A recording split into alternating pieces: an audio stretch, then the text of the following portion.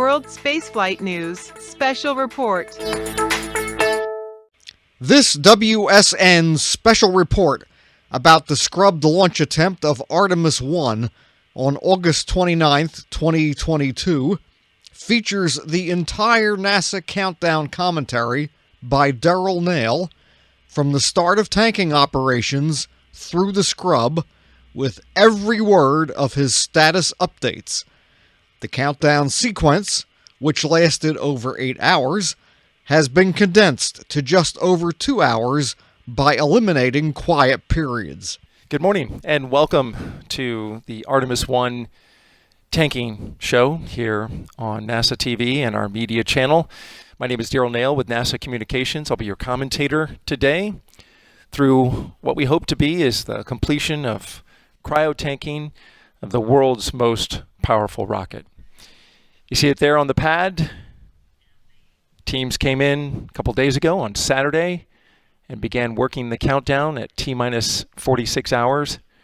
We are currently sitting at a hold of T-minus 6 hours and 40 minutes. That is a planned 2.5 hour hold. I want to start you off with the news of the morning, I should say, as we just turned into midnight, or rather midnight. The mission management team just met and gave a go to proceed with tanking for the Artemis One mission. Good news, the launch team has been doing their pre-cryoloading operations. They are substantially complete, looking on target to get started here. The launch director, Artemis One launch director, Charlie Blackwell-Thompson, is expected to give her go to tanking any moment now, but we're working a few things. One minor constraint that involves some material out on the tail service mast umbilical. That should be moved along pretty well. They're looking to get that cleared. They also talked about the weather for tanking today, and that's looking fairly good. Starting at midnight, going to 1 a.m., and through the hours that follow, it starts off with a 40% chance of rain. We have some storms offshore that are scattered throughout the Atlantic, but could head our direction. So we have a 40% chance for rain during that first hour from midnight to 1 a.m. We have a 30% chance from 1 a.m. to 2 a.m. and then 20% down at the 2 a.m. to 4 a.m. time period. And throughout the time period, the launch weather officer giving us a 20% chance of lightning. So we are within the limits to get started to tank. That's good news. There was an issue that was discussed in the mission management briefing that is a constraint to T-minus 10, which is at roughly 8:23 a.m. this morning Eastern time, so we're a little more than 8 hours away from that. The constraint involves communication with the Orion capsule. Currently, they have good communication on both channels. The launch team does, but in getting it set up previously, there was a delay in getting communication to the capsule from the ground. They got about an 11-minute delay, and they're working to find out why that happened.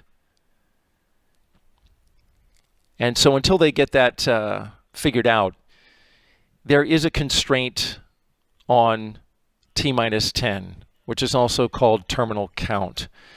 So quite plainly, we wouldn't start terminal count until that's resolved, but they have time to work it, and they are doing that right now. Engineers feel good about getting this figured out. It is an important comm channel. This is command and control for Orion that comes from the ground side. But it is not a constraint to tanking. So preparations for tanking are continuing. We'll be here with you throughout the night. It's going to be a long overnight, but it's going to be a fun one. Hopefully we'll get this rocket tanked and head on to the countdown for a launch at 8:33 a.m. Eastern Time on Monday, August 29th. We have a 2-hour launch window. And we'll keep you updated on all the progress. This is Artemis Launch Control.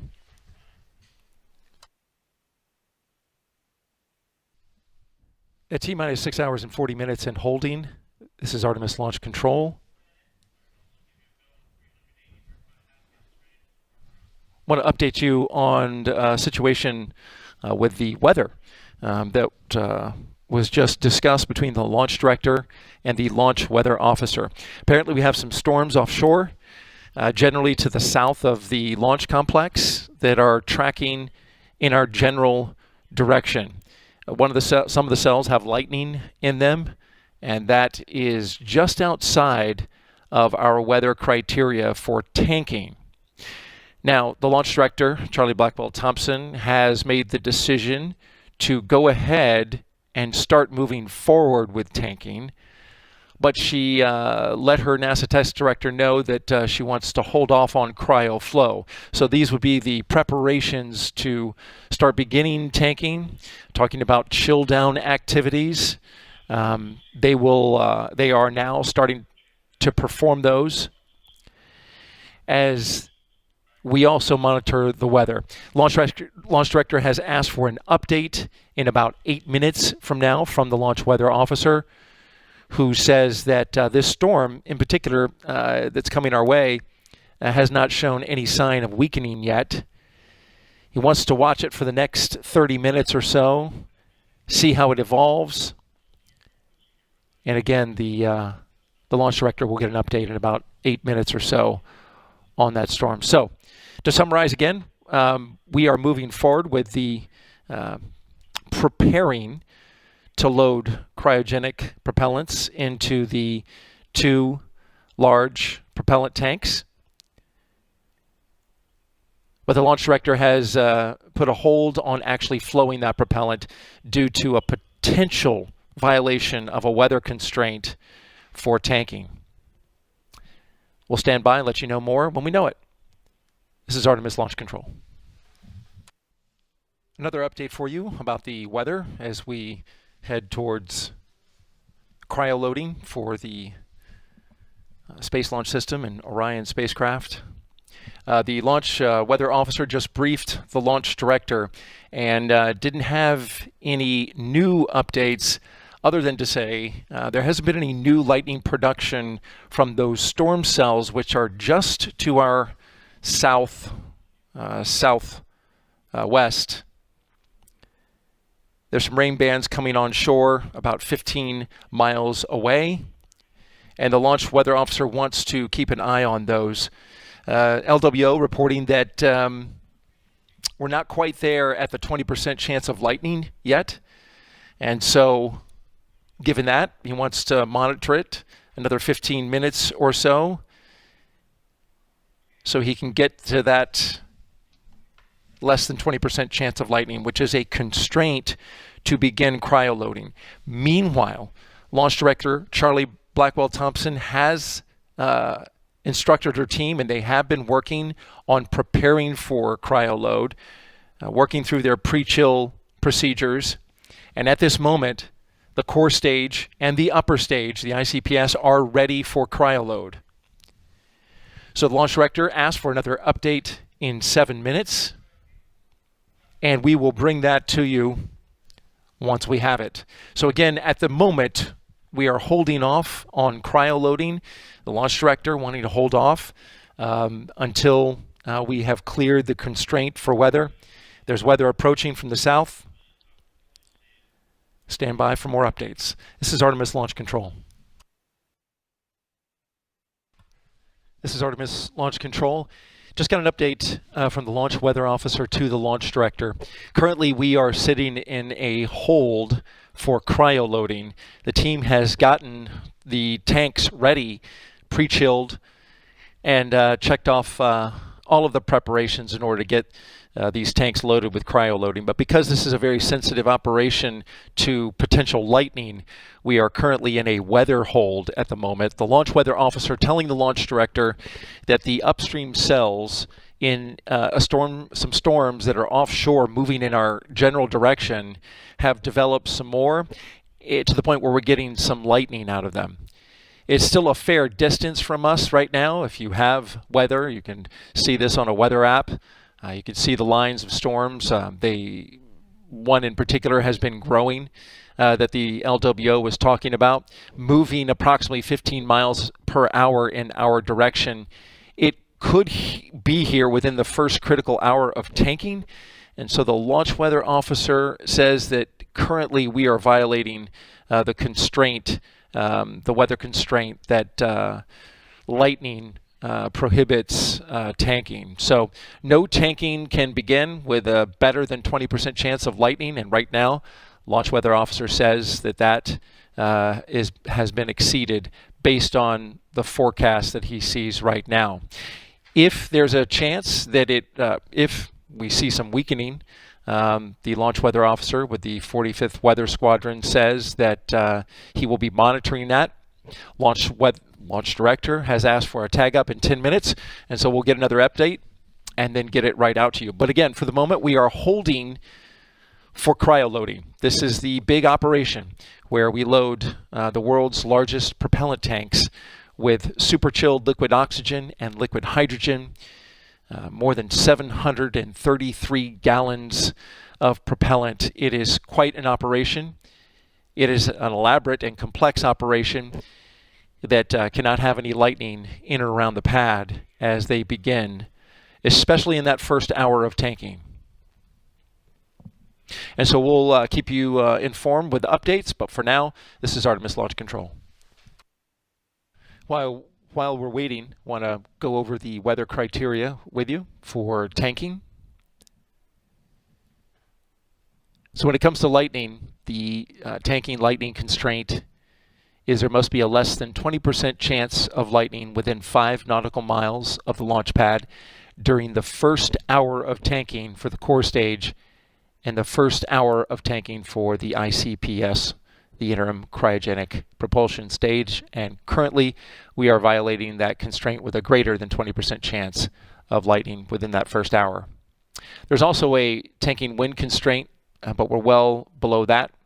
The wind constraint is must be lower than a sustained wind of 37 knots, with a peak wind of 52 knots, well below that constraint.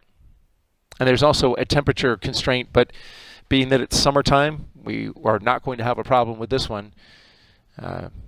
It's just to let you know for information, it's 41.4 degrees Fahrenheit. And currently, we're in the range of 80. Not going to be a problem there, but we do have these storms offshore tracking in our direction. Going to have another update from the launch weather officer in just a moment. The launch director has asked for regular updates, and once she is briefed, we will let you know. Artemis Launch Control. This is Artemis Launch Control with another update on the weather situation, which currently has us in a hold for loading cryogenic propellants into the Space Launch System rocket this morning.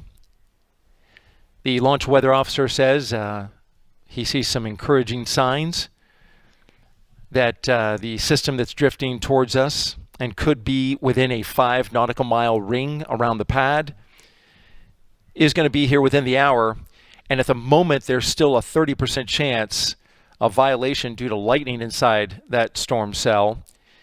But the launch weather officer reporting that the trend is that they are seeing a little bit of dissipation in that storm, and that's an encouraging sign. The launch director has asked LWO that when enough dissipation has been seen to drop it down to the 20% mark, which would then allow tanking to begin. She's asked him to come up on her main communication channel and let her know about that. Otherwise, we'll be getting another update in 5 minutes at 1 a.m. Meanwhile, the launch team has been working and getting some work ahead, the team doing all the work that is not connected to cryoloading so that they are ahead in the countdown and ready to go. But as for cryoloading, that is on hold. You see the clock in the upper left-hand corner of your screen. currently holding at T-minus 6 hours and 40 minutes. That is a pre-planned hold and is not connected to the weather hold. Tanking will begin before that clock starts. Again, this is a 2.5-hour hold that we are in the midst of due to the timeline being extended from some lessons learned through wet dress rehearsal number 4, which was a tanking operation in which the team completely tanked the rocket. You can see now, if you look at your screen, that rain has arrived from a storm just ahead of the one that they're concerned about. And so we've got rain at the launch pad. Rain is not the problem at the moment. Lightning is. But you see that rain coming down at a pretty good clip. Again, that weather is what is holding us up at the moment. We're in a weather hold for cryotanking. Especially sensitive is the first hour of cryotanking, where any lightning in the area when they're starting to fill the tank creates a high risk to the tanking operation. Once they get going in the tanking, that risk goes down.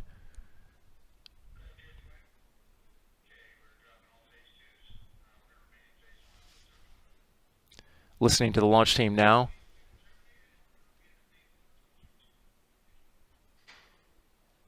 But that's a great shot there of the rain cascading off the outer shell. Underneath that is the Orion spacecraft.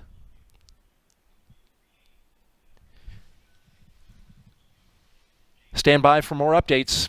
We'll let you know as soon as the launch director is given the most recent weather update. This is Artemis Launch Control. Got another weather update for you. The launch weather officer for the 45th Weather Squadron just updating the launch director about the current situation, the weather hold that we are in, which is a constraint towards beginning the tanking of the rocket that you see here at Launch Complex 39B at the Kennedy Space Center in Florida. Launch weather officer saying there are still some encouraging signs with regards to the storms offshore of us, just to the southeast of us, making their way about 15 miles per hour. LWO describing it as kind of a whack-a-mole situation at the moment. The storm system that was a concern showing some weakening with regards to its capacity for lightning. However, a new cell popped up in the northeast area. It is inside the ring of concern, which is 5 nautical miles from the launch pad. It's barely inside it, though. No lightning at the moment, but LWO says past storm performance says that they could get some lightning out of it. So he wants to watch it for a little bit, wants to get more evaluation with the radar scans that they do on the storms. And we expect to get another update to the launch director at 10 after the hour, 1:10 a.m. Eastern Time.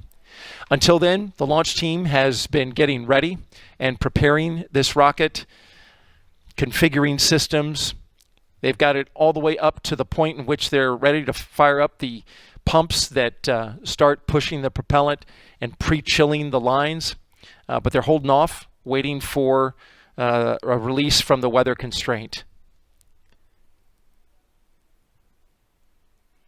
And so we'll stand by for another update there. This is Artemis Launch Control. We have an update for you now. Good news, as you see the rain falling there at Launch Complex 39B. Let me catch this update here.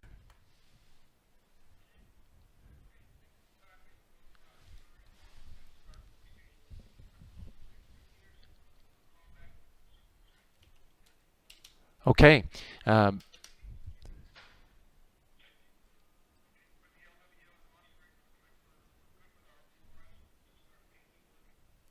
Sorry about that, listening to the NASA test director. They're firing up the cert pumps. Tanking is good to go.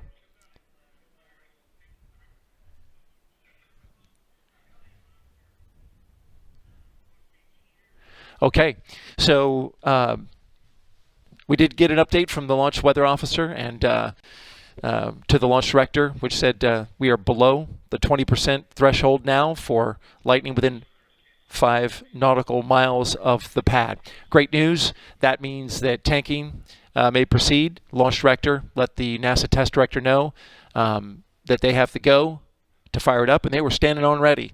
They fired up the CERT pumps right away, and so the pre-chilling of the system has now begun. As you look there, you can see the rain on the launch pad coming down from the top of the rocket.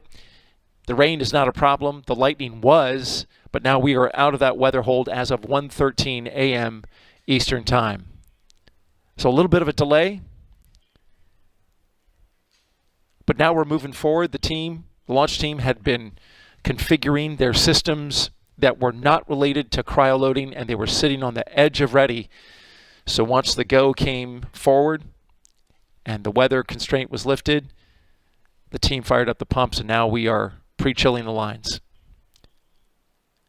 Stand by.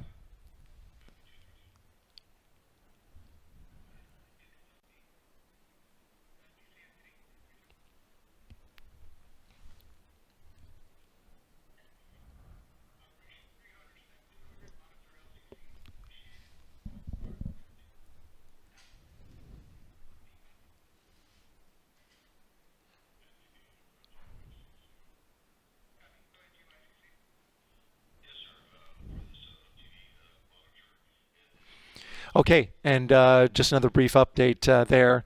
We are currently in the T-minus 6 hour and 40-minute hold. This is a pre-planned hold.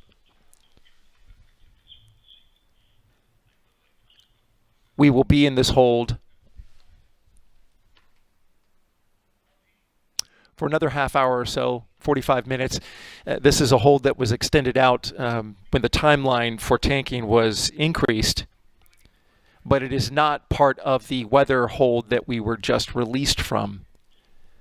So the team is beginning operations to cryoload, which includes pre-chilling the lines from the tanks that run to the rocket.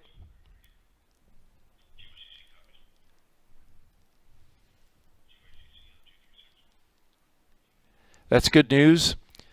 Although there is rain at the pad, and that would constrain a launch, it won't stop tanking. So this weather surely to be out of the area well before then, but the launch weather officer will be keeping a close eye on all the action offshore. Again, the storm cells that were offshore in our area have had enough dissipation in their energy to remove the lightning constraint, only now 20% chance, which is within the limits to allow cryoloading to begin. And so now we'll keep you updated on all the milestones as they pass. This is Artemis Launch Control.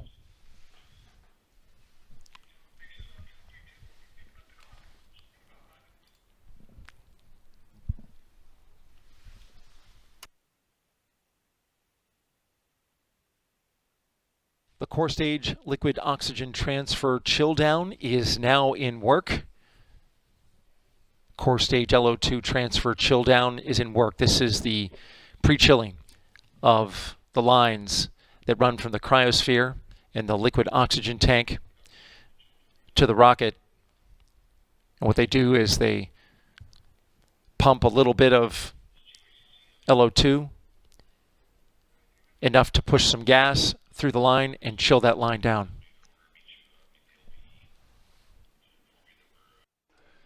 Okay, we've resumed the countdown. As you can see in the upper left-hand part of your screen, we are out of the pre-planned hold a little sooner than I reported a little bit ago. Apologies for that.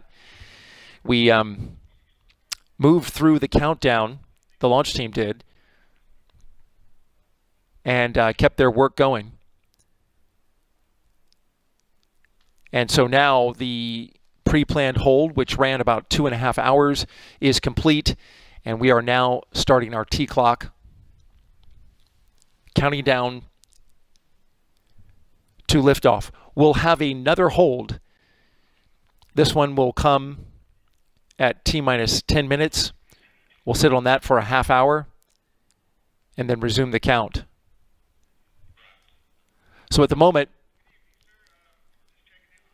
T-minus 6 hours, 39 minutes and counting. But time to liftoff is T-minus 7 hours and 8 minutes.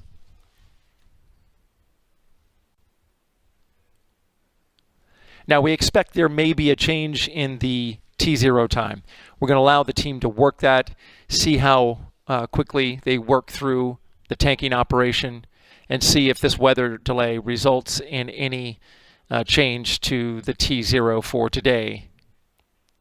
It's likely. We'll see what happens. Of course, we'll keep you updated. As for right now, we're still holding at 8:33 a.m. Eastern Time. This is Artemis Launch Control.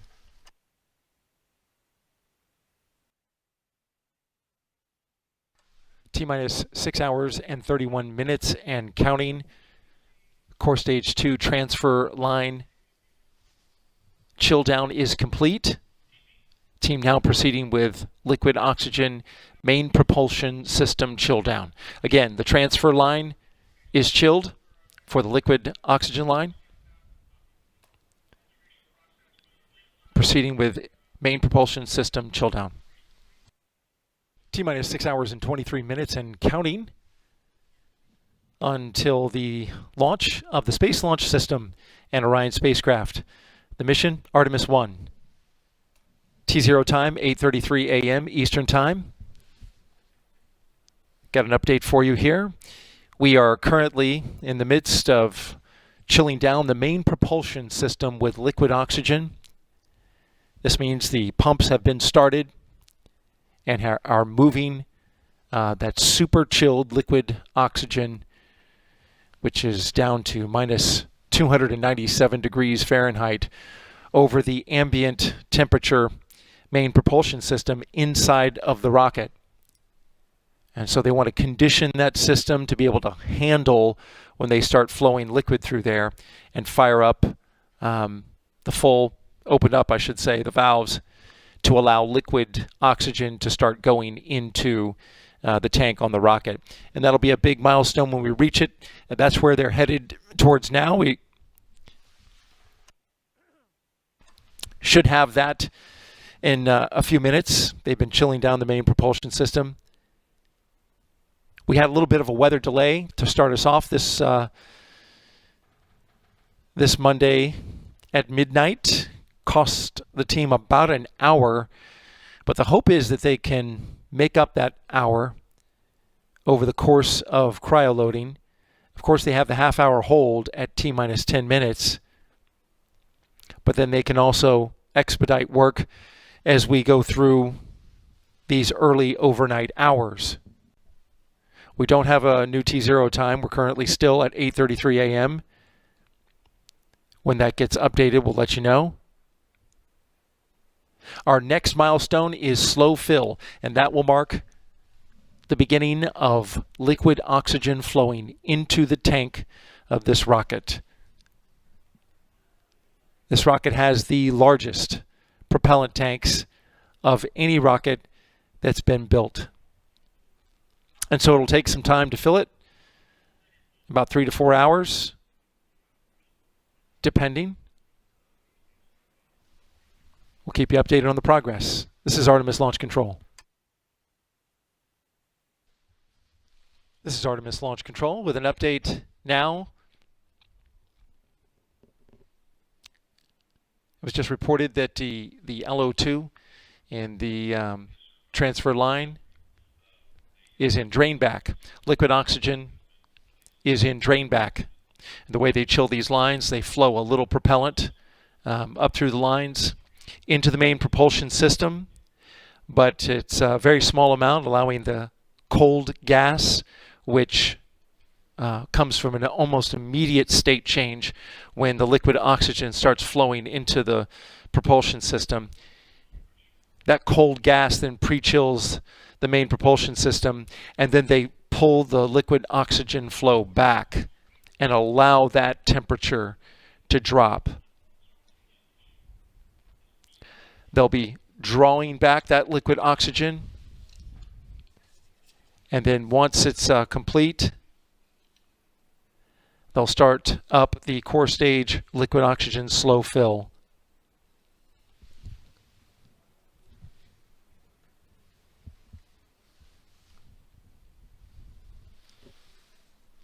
This is Artemis Launch Control. Another milestone reached at 0200, 2 a.m. Eastern Time.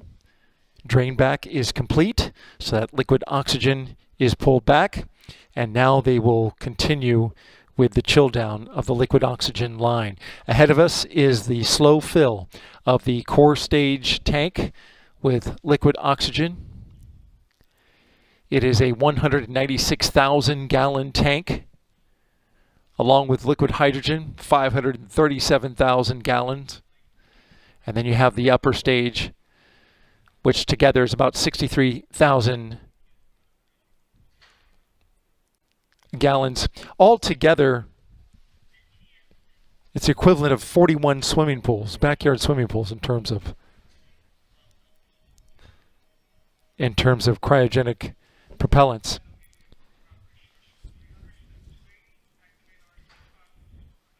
Okay, and I'm listening now to the launch team, and we have begun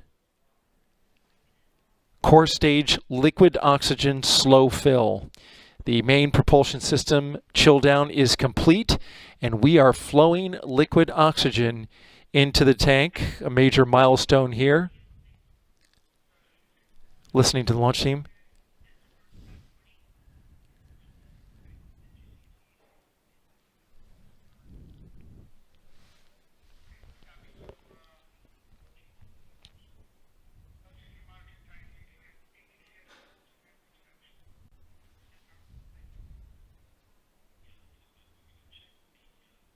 So again, we have core stage slow fill underway.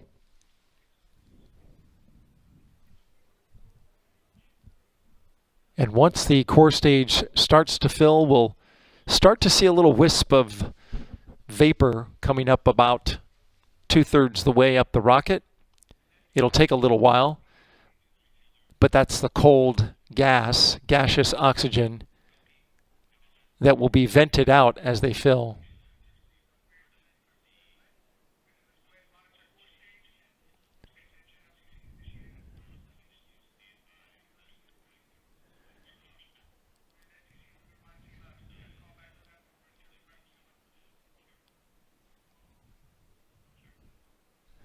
NASA Test Director is currently giving his team the go to proceed with monitoring the core stage liquid oxygen tank.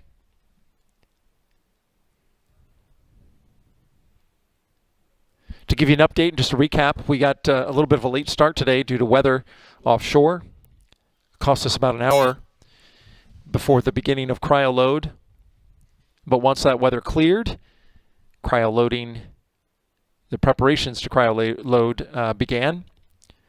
When this rocket is tanked, it starts with the liquid oxygen tank, which is actually midway up the rocket, the upper 2/3 portion of the rocket. It is contained in the butterscotch colored portion, if you will, towards the top of that.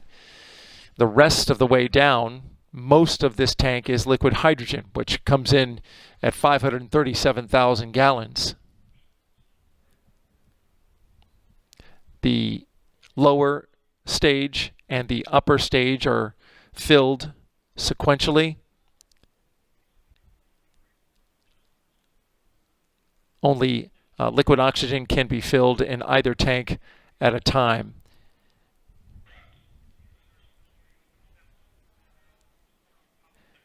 Stand by for more updates.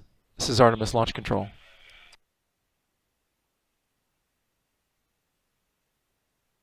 T-minus 5 hours and 46 minutes and counting until liftoff of Artemis One. Update for you. We just reached a milestone that the liquid oxygen 2 depletion sensors are greater than 75% wet. What that means is in the core stage, there are sensors at the bottom of the tank that tell it when it is out of fuel. Those depletion sensors are now 75% covered by liquid oxygen. That kicks off the next step, which is preparing to get the liquid hydrogen moving.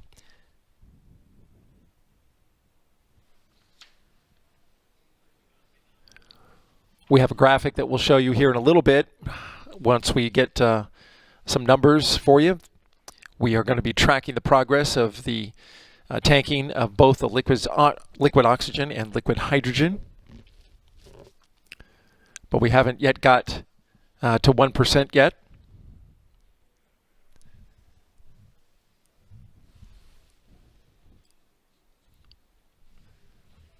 When we are tanking this rocket, some interesting information. Core stage liquid oxygen slow fill runs from 0 to 5%. The fast fill, which is a little more than double the speed of the pumps, runs from 5% to 95%, and there are sensors that detect this. So once it goes past 5%, it'll kick into fast fill all the way up to 95%, and then it goes into topping from 95% to 100%, and there's a sensor for that level as well. Then finally, there are 3 100% sensors, a 100 minus, a 100, and 100 plus, and the software is just cycling valves to keep it at that spot, which is replenish. And replenish will just put back in to the tank what was boiled off. When this propellant is in the tank, it is constantly boiling and constantly losing volume to gas because of the warm conditions. Though the tanks are thermally insulated, the outside of the rocket has a thermal insulation system. That spray-on foam that you see, that's the orangish brown color. But still, it's warm in Florida, and those temperatures of those cryos are minus 297 degrees Fahrenheit for liquid oxygen, so they will boil.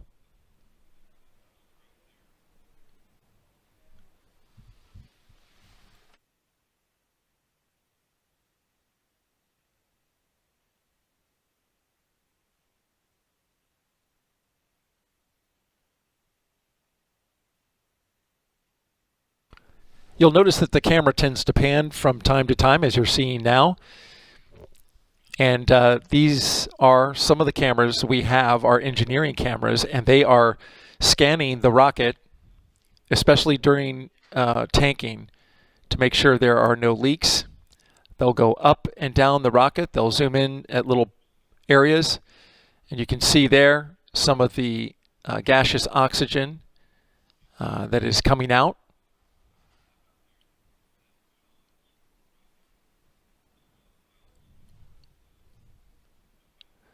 That line that you see there is the propellant line that runs into the core stage and the upper stage. It is connected to the line that fills the tank in the bottom, the lower core stage, and currently we are filling that liquid oxygen tank, which is, again, midway up the rocket.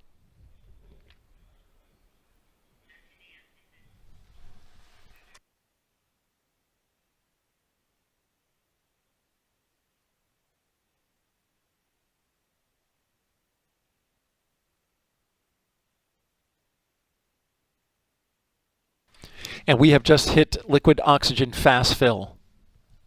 So we've covered the depletion sensors. The tank's now running twice as fast as they were running for slow fill. Good progress being made.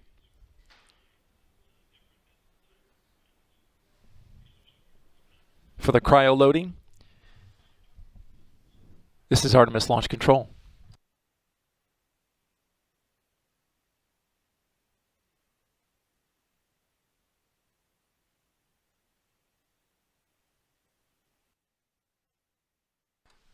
This is Artemis Launch Control reaching another milestone here.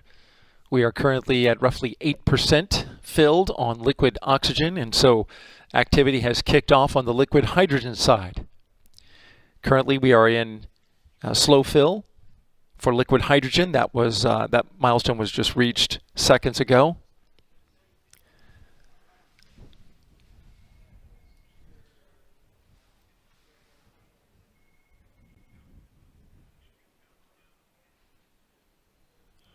On the liquid hydrogen side, it's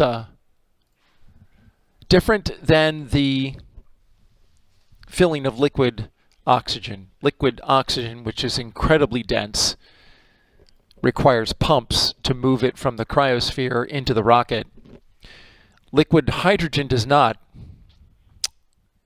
You may know from your chemistry class, it's the lightest molecule known.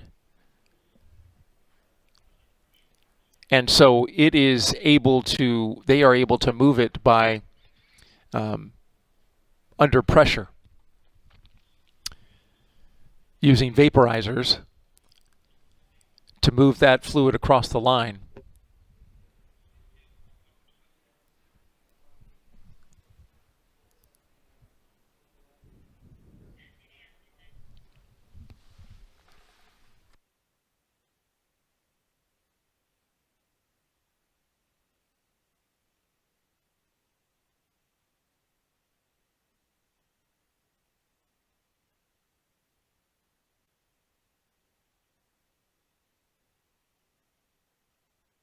So here's where we stand. We are in fast fill for liquid oxygen and slow fill for liquid hydrogen in the core stage of the Space Launch System rocket.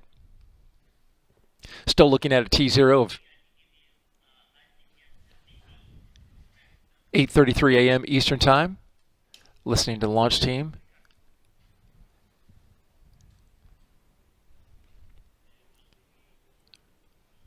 These are two important milestones to getting the rocket tanked.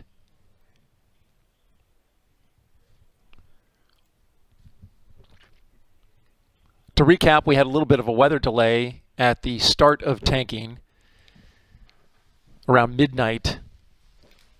There was some weather offshore that had some lightning potential, and it delayed tanking by roughly about a little more than 45 minutes. The launch team is working to at least try and catch up with some of that, so they have not issued a new T0 time.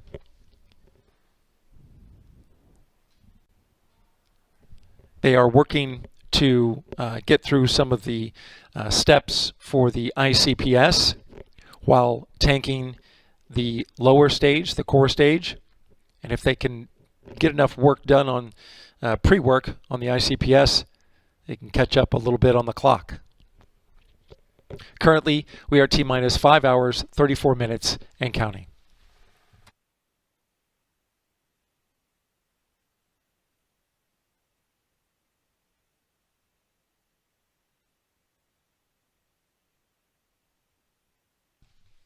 T-minus 5 hours and 19 minutes and counting here at the Kennedy Space Center in Florida at Launch Complex 39B, the SLS rocket and Orion spacecraft on the pad. We are currently in the midst of cryoloading. We are filling both of the largest propellant tanks in the world, which are contained in the core stage at the center of the rocket. It's the butterscotch-colored portion of the rocket. Right about 14% full on the liquid oxygen side. We are in slow fill for the liquid hydrogen side. Have to get above 5% before it goes to fast fill. Liquid hydrogen is pumped into the rocket from a cryosphere nearby. LH2 is also fed from a cryosphere, but no pumps are required. It's extremely light. They can use the natural pressure by vaporizing some of the fluid in the tank, and that is enough to push that extremely light liquid hydrogen into the tank. There's a good shot of the lower portion of the core stage. You see the two boosters on either side. Those are filled with solid propellant, and so they were loaded quite a while ago. At the top of the rocket, you see Orion the Orion spacecraft covered by the launch abort system.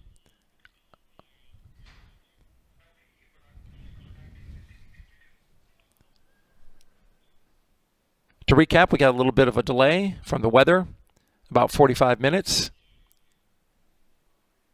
But the launch team is working to catch up. This is Artemis Launch Control.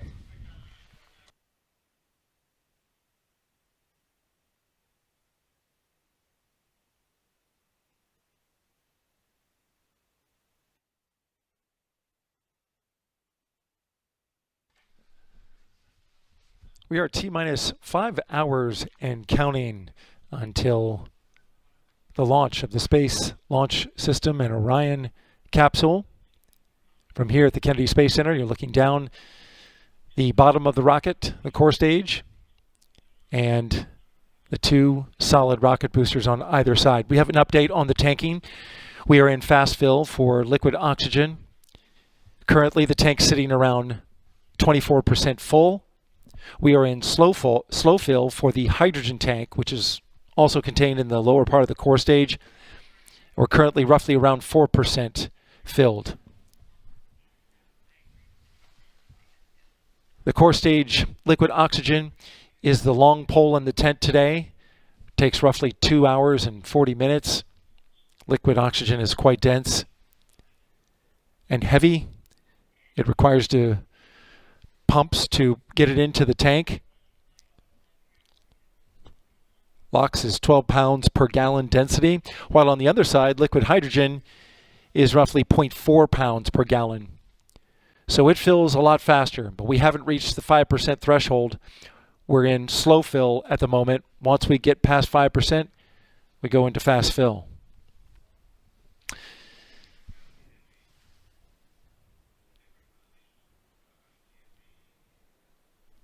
I'm listening to the launch team now discuss tanking. The team has been working to catch up after a roughly 47-minute delay due to weather. Right around midnight, we had storms offshore with lightning inside, and that violated a constraint for weather to begin tanking due to it being a higher than 20% chance within 5 nautical miles. The launch director held off on tanking until the weather cleared, and then tanking began. We've been tanking now for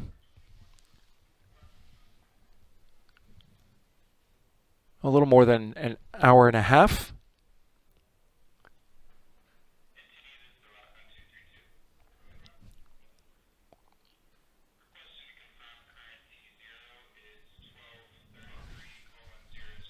Stand by.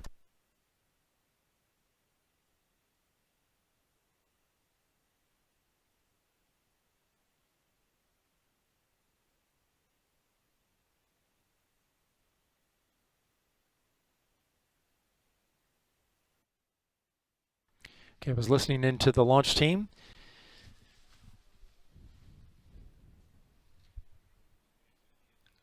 So again, update on the tanks on the core stage, 26% filled on the LOX side and 7% filled on the liquid hydrogen side.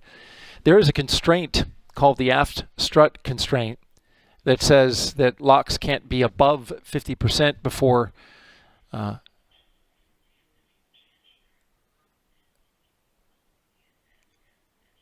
we have an update. LH2 is in stop flow. This update just in. Stand by for more information. This is Artemis Launch Control. Again, we have stop flow on the liquid hydrogen side, and we are continuing to fill on the liquid oxygen side. Stand by for an update.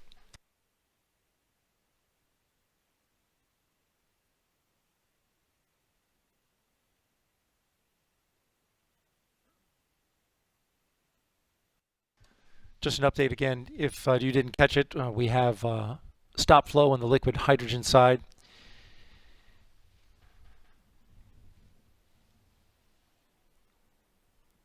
Again, stop flow on the liquid hydrogen side. Stand by.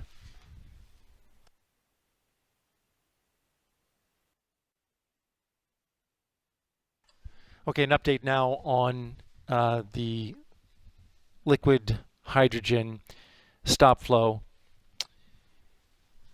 The hydrogen team reporting up to the NASA test director that as they were getting into fast fill, which is just past 5%, slow fill takes it from 0 to 5,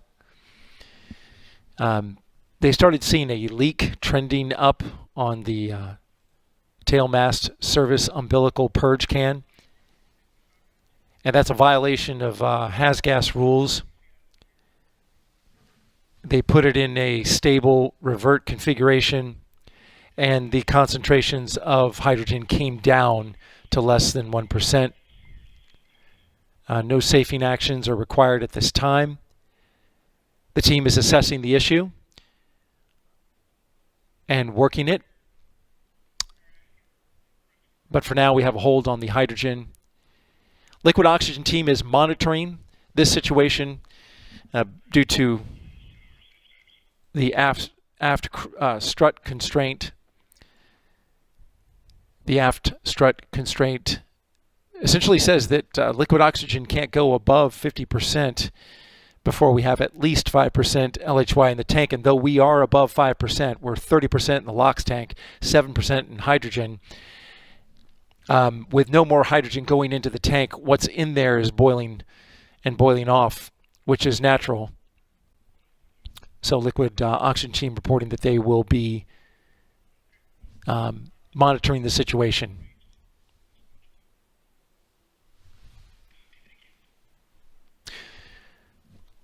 When we have more information, we'll let you know. In the meantime, this is Artemis Launch Control.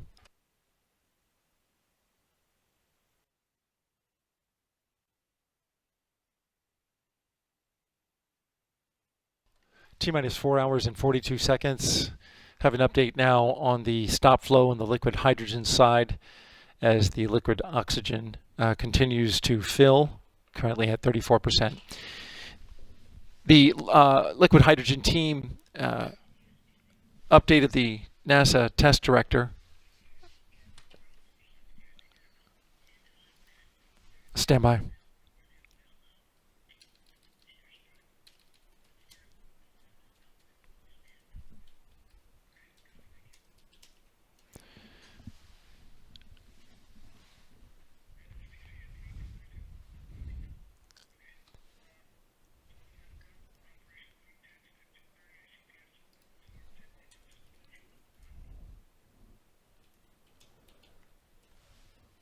Okay, so here is the plan.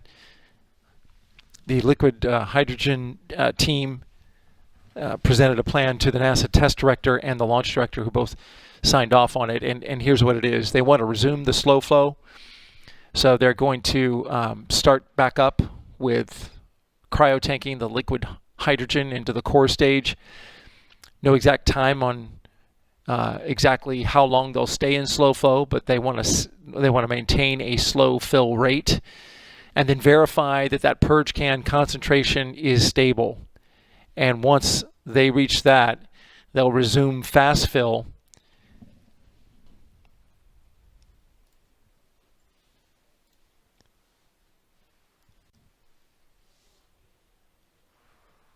They'll resume fast fill, which is roughly 10 times faster than slow fill, and then check to see if that concentration goes back up, that being a concentration of hydrogen in the can there. And if it does, if it goes up past 4%, then they will stop fill and go back into revert. They're giving it another try. It's also troubleshooting to help determine exactly where the leak is. This was an area in which there was a leak going back to wet dress rehearsal number 1. There's also concern about the 4-inch QD for the engine bleed, and so they want to monitor that as well. though there's nothing flowing through that line at this time. That was an issue in WDR4. So troubleshooting steps, just to summarize, they're going to go ahead and resume slow fill on the liquid hydrogen side and see if the concentrations for their sensors go up, which indicate the potential leak. If it goes up past 4%, then they go back to stop fill and revert. We'll keep you updated on their progress. This is Artemis Launch Control.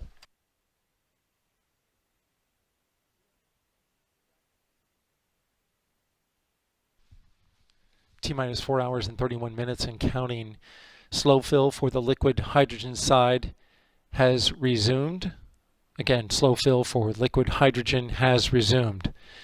This is part of a troubleshooting plan that the launch team has put together to check against a potential leak on the supply side for liquid hydrogen going into the core stage tank.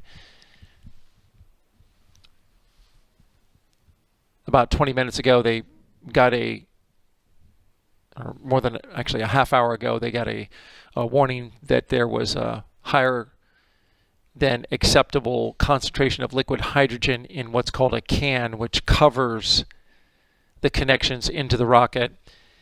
And of course, the sensors are there in order to detect a leak. And so they're going to give it another try. Slow fill is in process, and they are monitoring for any potential leaks. This is Artemis Launch Control.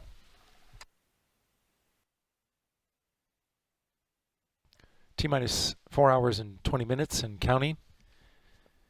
Update. We are back in stop fill on the liquid hydrogen side.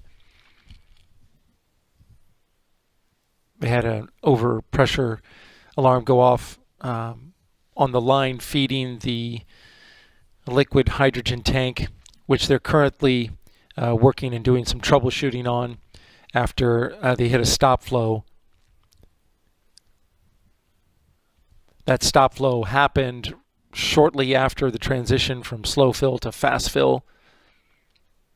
And so it's quite possible the line has warmed up since then and has created some flashing as the liquid hydrogen resumed through there. And so they're in stop fill at the moment. So the troubleshooting and attempt to resume flow of liquid hydrogen into the tank is on hold for the moment. Liquid oxygen continues. That tank is now 47% full. And the team now looking like they could bump up against what's called the Aft Strut Constraint, in which the liquid hydrogen tank has to be over 5% before the liquid oxygen tank can go past 50%. The reason for that is these super cold cryogenic propellants, they can cause, of course, the vehicle shrinks ever so slightly. These tanks shrink when they're put under these super cold temperatures, and they can put strains on the connection points from the tank to the external or the rocket boosters. And in order to get an even amount of movement in the tanks, they need them to fill in proportion to each other. Again, we're in stop fill at the moment after getting a pressure spike. We'll continue to monitor. I'll let teams work it. This is Artemis Launch Control.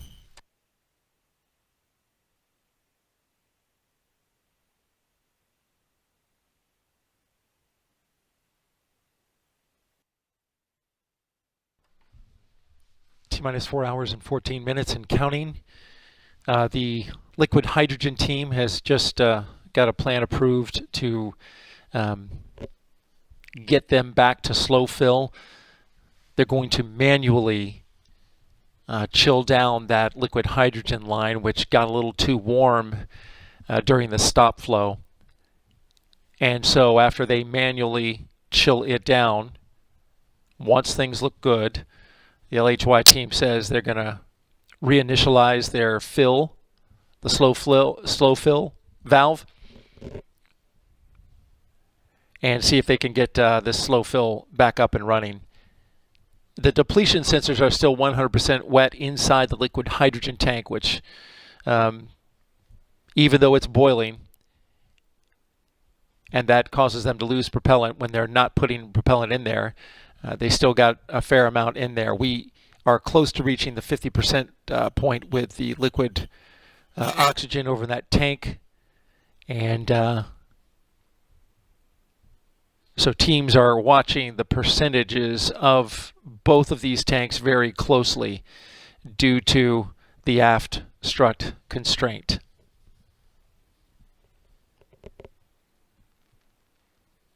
So stand by for more updates, and we'll let you know how this next troubleshooting goes. This is Artemis Launch Control.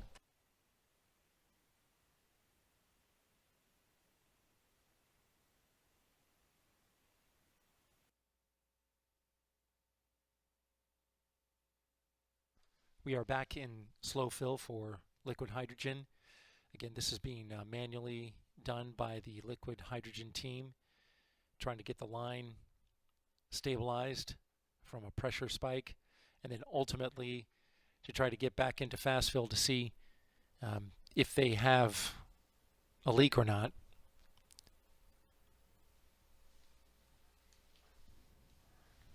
So again, currently LH2 in slow fill, tank reading roughly 7%. Liquid oxygen over on that side reading roughly 55%.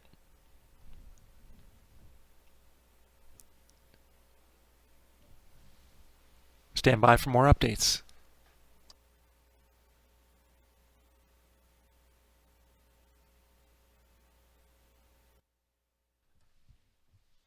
T-minus 3 hours, 56 minutes and counting.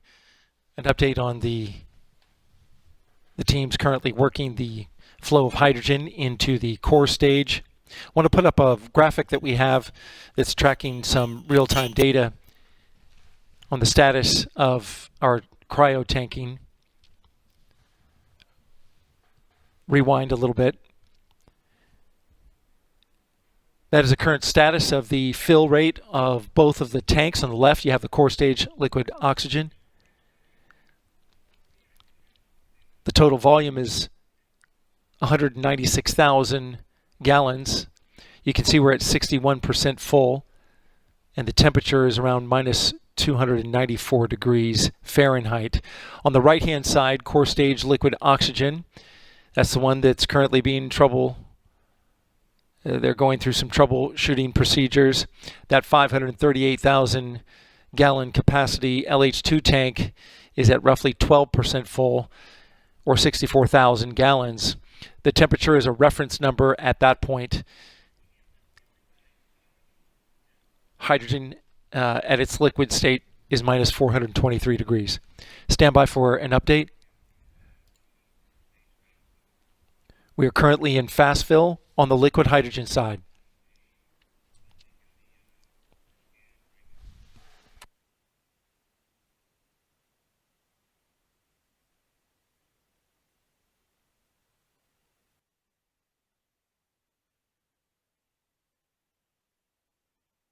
Just got an update from the LHY team that is monitoring fast fill. You can see liquid hydrogen moving a little quicker now.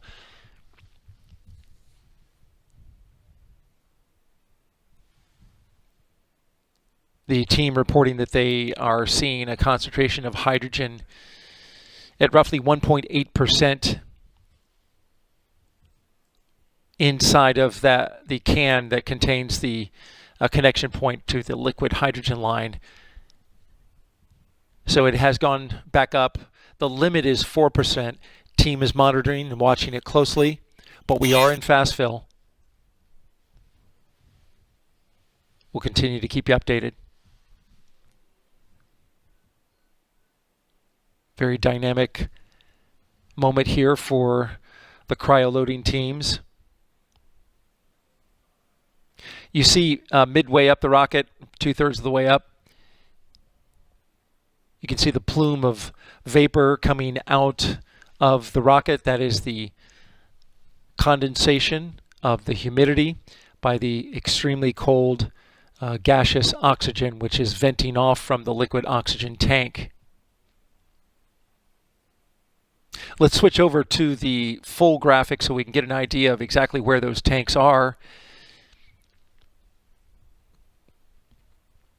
Currently, the liquid hydrogen, as you see on the left, 62% full. I'm sorry, oxygen on the left, 63% full, and hydrogen, 16% full.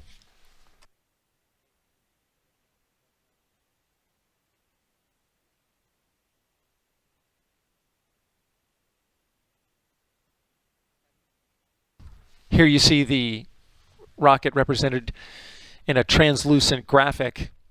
So that liquid hydrogen tank is at the bottom. It is the largest tank. And you can see our fill rate there. Gives you an idea of the position of the tank as well. In the upper portion of the rocket, you can see, as indicated by the blue fill, that's our liquid oxygen. We're looking good there, but currently closely monitoring the fill of the liquid hydrogen.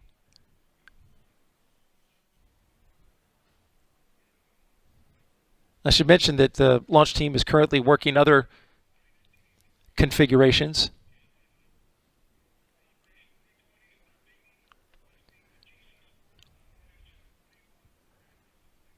Getting the ICPS ready, which is the upper stage. The RL-10 engine purge was complete. The Orion team continuing to configure it. They have good communication with Orion. There was a slowdown in communication hours ago that was reported to the MMT. And that's an open constraint to continue past terminal count. But as of right now, it's not affecting cryotanking. The current issue the team has now is determining if they have a leak, where it is, and how bad it is, if they have one. This is Artemis Launch Control.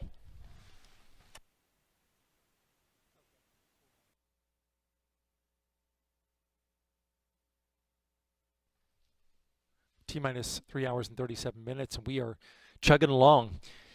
Cryotanks are being filled right now. You can see the graphic on your screen. Core stage liquid oxygen at 71% filled. Core stage liquid hydrogen at 37% filled. The liquid hydrogen team is monitoring that fill closely.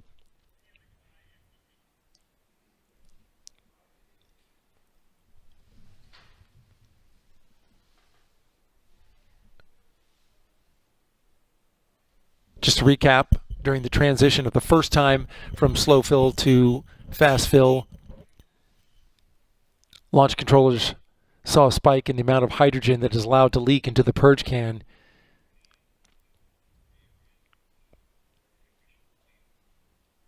Engineers stopped the flow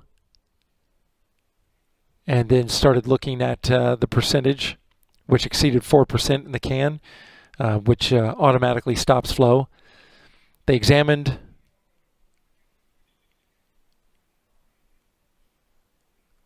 listening to the loops.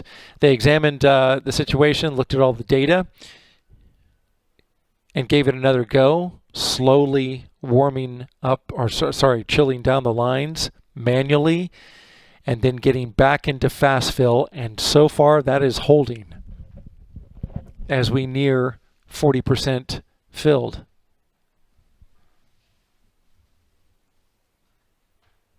We're a little behind on the timeline, though, due to a weather issue earlier on.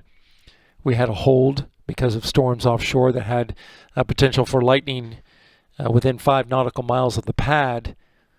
That put us a little bit behind, and then the potential hydrogen leak also put us a little behind. But we've got a 2-hour window, which is the good news.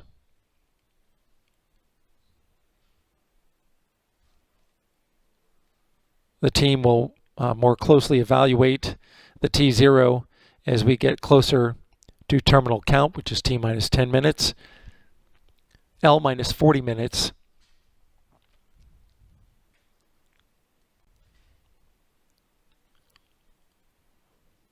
so stand by for more. For now, this is Artemis Launch Control.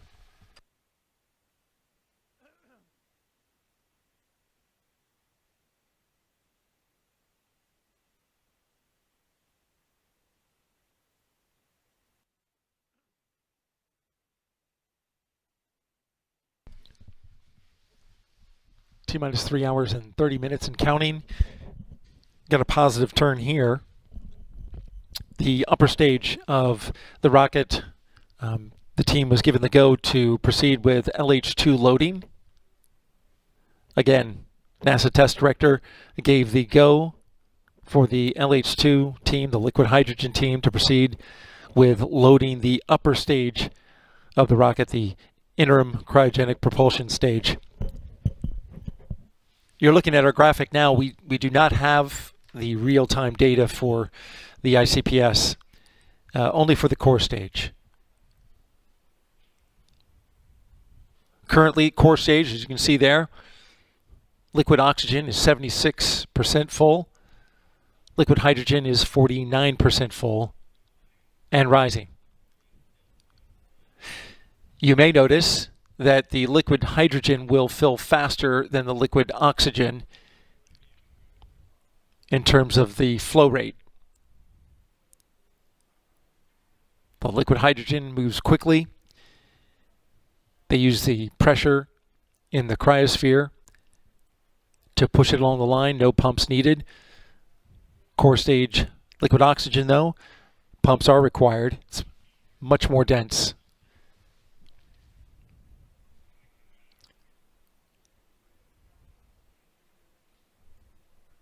Again, preparing to load the upper stage liquid hydrogen tank.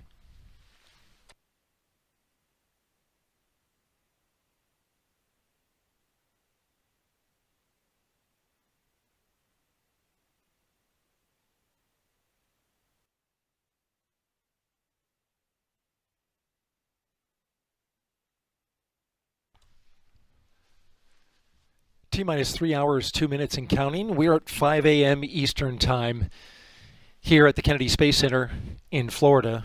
You're looking at the Space Launch System with the Orion spacecraft on top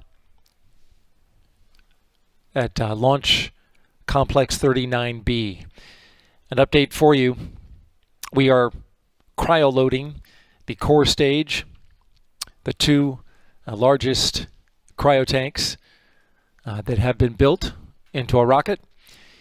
And we are close to having both of them filled. Currently sitting at 91% full for both liquid oxygen and liquid hydrogen. There's our graphic. The temperature on the left, minus 294 degrees Fahrenheit for the liquid oxygen tank. The temperature, which is a reference number on the right for the liquid hydrogen, is minus 423. And you can see the fill rates in the tank and their location on the rocket. The red is for hydrogen, the blue is for oxygen. This is after overcoming a bit of a delay when there was a leak detection equipment went off and stopped the fill of liquid hydrogen during fast fill. They stopped the fill, slowly chilled the line down, and then reinitialized a slow fill back to fast fill, and it's held up ever since. Currently, the team is monitoring and making sure that that limit is not passed in terms of the amount of liquid, or rather the gaseous hydrogen that was initially seen in a quick disconnect line that has a can around it. There's sensors inside that can which can detect the presence of gaseous hydrogen. So we're looking good so far. In fact, the upper stage was given the go to start preparing for hydrogen loading on their side. You can see the vapor coming up from the bottom of the core stage there, those RS-25s, along with the vapor at the top from the liquid oxygen. That's because both tanks are boiling, and that's normal. They're boiling at all times, and that gas has to be vented off. The vent is actually closed when it comes time to pressurize the tank and get it ready to fly. But you can see, since we're at about 93% full on the liquid oxygen side, we got good flow coming out of that vent at the top.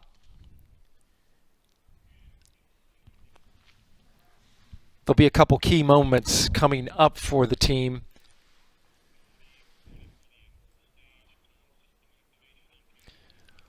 One of those will be the liquid hydrogen engine bleed.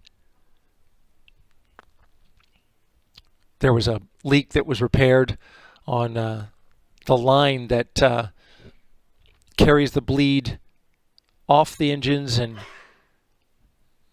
out to the flare stack, which burns off the excess hydrogen. There was a repair made to that 4-inch QD, and that's when they'll get their first look at whether that repair holds up. Then they'll pressurize the tank in a one-time only Artemis One pre-press test. They'll bring that hydrogen tank on the right up to flight pressures and then draw a high flow engine bleed. And so we should have a better understanding of how that repair will hold up, along with monitoring the supply line going into the tank. When that pressure goes up in the tank, that'll test all the connections.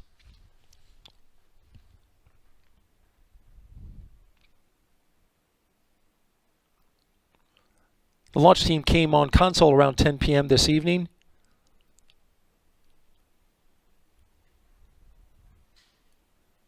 There was a bit of a delay due to weather offshore, some clouds with potential for lightning and some rain. Delayed getting into tanking by about 45 minutes, and then we had another delay due to the hydrogen fill and potential leak. Those issues are behind the team now, and now they're pressing forward. We are nearly full on the liquid hydrogen side for the core stage, and right behind it is the liquid oxygen. We'll keep you updated.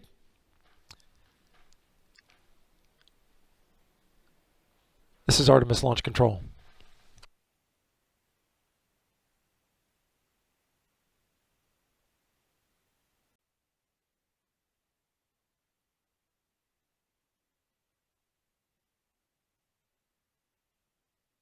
Reached another milestone. We are currently in topping for the liquid hydrogen tank.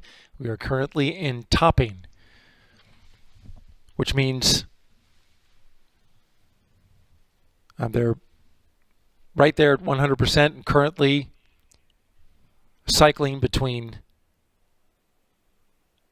venting and topping, providing more of that liquid propellant to make up for what's lost.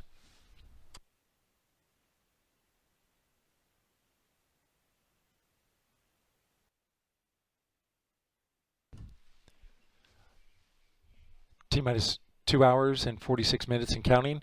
We are currently now topping the core stage liquid oxygen tank. Again, currently topping the core stage liquid oxygen tank, which means we've reached the top of both tanks. Both of them are in topping.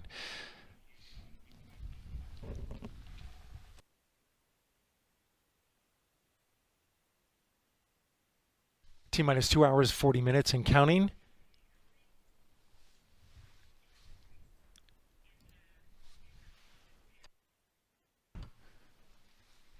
So we've just been given a go for the Kickstart LH2 bleed. This will give us our first look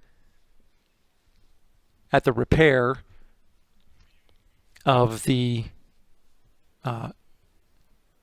liquid hydrogen bleed line. That quick disconnect was repaired. You may recall there was a leak in wet dress number 4. And so they're about to flow liquid hydrogen through that line. In the meantime, we reached topping over on the core stage liquid oxygen tank. Again, we are in replenish for core stage liquid oxygen. We are in replenish for core stage liquid oxygen.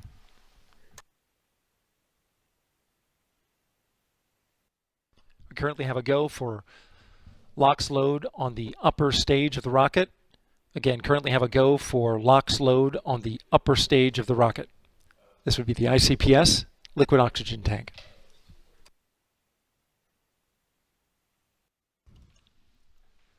T-minus 2 hours, 31 minutes and counting in the Artemis One launch countdown here at the Kennedy Space Center in Florida. I'm Derrol Nail with NASA Communications. It's a little after 5:30 in the morning Eastern Time here in Florida. We are with the launch team, roughly 91 people in Firing Room 1. 91 engineers who are at their consoles currently working this count. I've got Jeremy Graber with me. He is the assistant launch director to answer a few questions and get us caught up on the events thus far. And well, I got to say, first of all, we've got 2 full core stage tanks, and so congratulations to your team on getting to that moment. We can put up a graphic that shows and confirms the level of those tanks. It was a little tricky getting there, but you got there. Absolutely. Thanks, Derrol. And yeah, we are fully loaded on both the liquid oxygen and liquid hydrogen tanks on the core stage, which is great. That puts us in a really good configuration moving forward. And we're currently in work filling the ICPS liquid hydrogen tank, and shortly we'll be picking up with the liquid oxygen tank. So moving along in fueling of the vehicle. You can see here on the screen, 100% for either side. This is the largest core stage and propellant tank ever built, and you can see the capacities there. The liquid oxygen at 196,000 gallons, the liquid hydrogen at over 538,000 gallons. 750,000 gallons in propellant. It's just a tremendous amount to move, all in one operation. Absolutely. Excuse me. Absolutely. And when you think about it, we've got 2 spheres out at the launch pad, a liquid hydrogen sphere, liquid oxygen, and we need to move that propellant, those fuels from those spheres all the way to the vehicle. And there's a lot of ground equipment that allows us to do that, and our teams here in the control room have been doing a fantastic job tonight working through challenges along the way, and thankfully we're now here where we are full up on core stage. Still have the upper stage to go. You mentioned LH2 is in fill. We're getting ready to start the liquid oxygen side. Talk to me a little bit. You mentioned the challenges. There were a few of them. First of all, kicked off with weather, and then we had a little bit of a liquid hydrogen, what appeared to be a liquid hydrogen leak. What do we know? Well, first tell me about the weather, and then talk me into the leak. Yeah, as we started to get ready to pick up with our cryogenic loading operations, we identified some storms just to the south of us moving towards us that had the possibility of lightning, and we've got requirements as it relates to lightning going into our cryogenic loading, so we just had to wait until those storms cleared and got into outside of the 5-mile radius around pad B. Once that was completed, we were able to pick up, and but it did delay us a bit. About how much would you say? It was just under an hour. Just under an hour. And then when you started loading, of course, the core stage, liquid oxygen started up. Everything looked well there. Once you started filling the liquid hydrogen side of the core stage, we were in slow fill, transitioning to fast fill, and then we had a stop. And according to the team, we had heard on the NTD loop that it went over that 4% concentration of hydrogen gas inside the can. What do you know about that? Yeah, so as that leak showed itself, the team did a great job and did their appropriate work to secure and go into a configuration that we call revert. And basically that takes the pressure off of the tank so that the leak is no longer fed with pressure. Once they did that, we did some discussion about it and did some troubleshooting to understand where that leak was coming from. And the team basically got back into a slow fill manually. Once we got slow fill going back in again, we got some more liquid hydrogen onto the core stage. It allowed for all of the equipment to kind of balance out and get to a very cold interface and a very cold tank. And all of that really allowed for us to see that leak start to level out and flatten out below our limits. And they were able to then increase back up to fast fill. And we have not had an increase in that leak throughout the rest of the fill. And now that we're at core stage replenish, we're in really great shape. So the team did a fantastic job working through that problem and getting us past it. And now we're moving forward. You have equipment on one side at one temperature and the equipment on the other side at another temperature. But once you were able to get it consistent all the way across, you saw that leak level come down. Exactly. All right. Well, that's good work there by the launch team, and working through that and getting us to completely filled on the core stage. We're currently in the bleed on the liquid hydrogen side of the core stage, and that's important to condition those engines to the temperature you want them for launch. And you've got to establish that bleed, as I understand it, for quite a while through the countdown. You got your first look at the repair of that quick disconnect line that the launch team admittedly was concerned about going into this. Yep. So that's work ahead of us, and we'll be looking at that closely as we move into this next phase of the work getting us ready for launch. And so, yeah, that'll be an ongoing item that we'll be monitoring and keeping a close eye on. So far, so good? Yes, sir. So far. All right. And so with everything that has happened, the weather, the hydrogen, it all adds up. And the question now becomes, where are we at with the T0?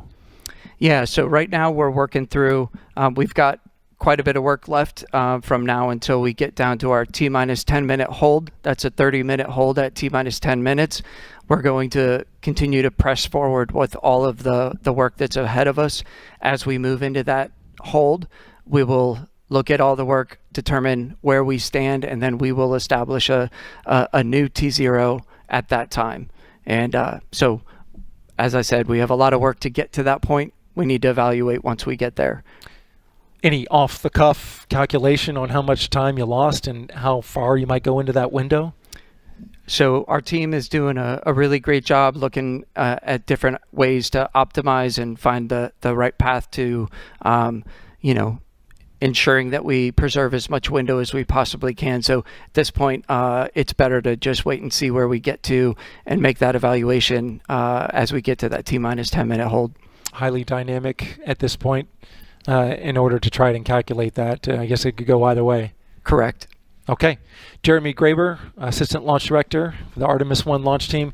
Thank you much for coming over and sharing your knowledge and your information with us. Appreciate it. My pleasure. Thanks. And good luck the rest of the way on the count. We are at T-minus 2 hours and 23 minutes and counting. This is Artemis Launch Control.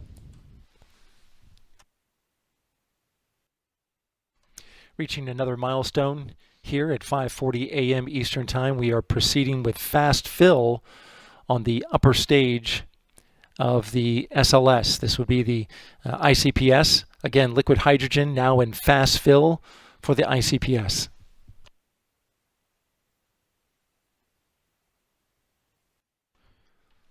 (6 a.m. Eastern Time here at Launch Complex 39B, where the launch team is continuing to progress through their procedures and configuration of the Space Launch System for launch.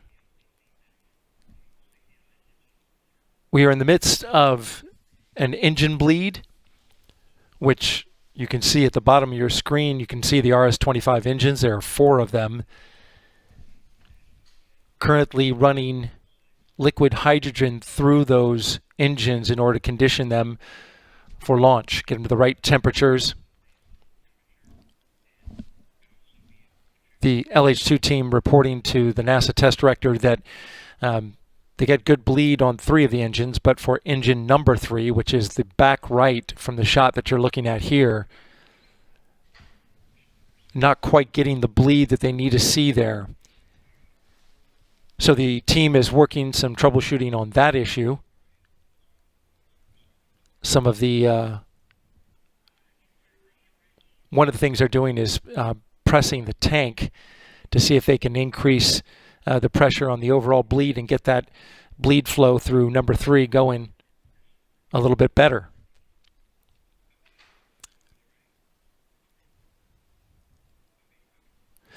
Overall, in terms of tanking, we've been cryoloading, started at 1:14 a.m. Eastern Time after a little bit of delay with some weather offshore. We have currently the core stage tanks, both LO2 and LH2. They were in replenish, but LH2 is now closed and in revert, meaning draining back the line so that they can do this engine bleed. The upper stage currently in LOX load and hydrogen load. LOX load is about 2/3 of the way full. You see from this shot right here, the liquid oxygen venting from the core stage and from ICPS. Listening to the launch team, it's currently a pretty dynamic time here for the launch team as they continue to work that engine bleed. Again, trying to get engine number 3 to the right configuration. This is Artemis Launch Control.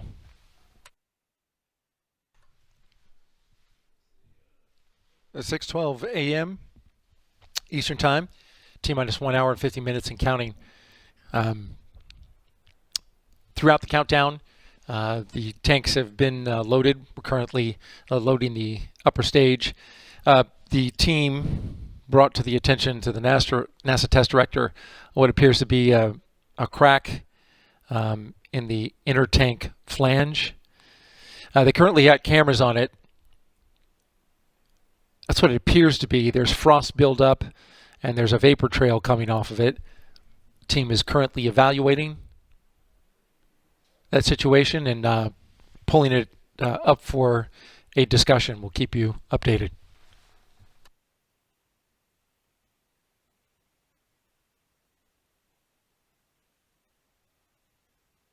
Just to be clear, you're not seeing it on your screen.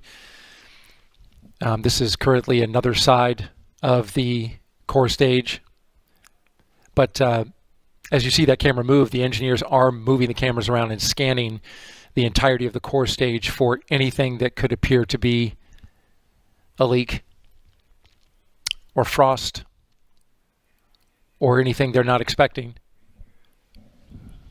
Again, they're going to discuss this and we'll let you know what kind of conclusions they come to. This is Artemis Launch Control.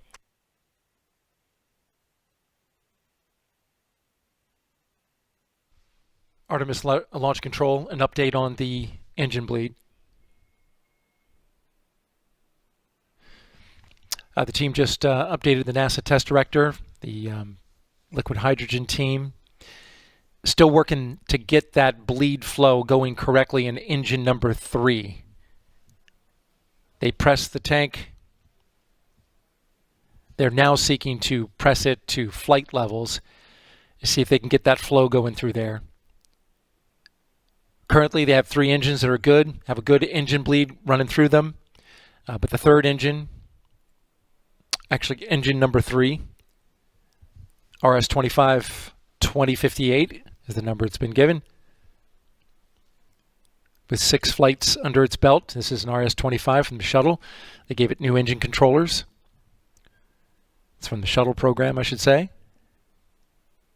And so right now they're pressurizing that core stage tank to flight levels. We'll keep you updated. Artemis Launch Control.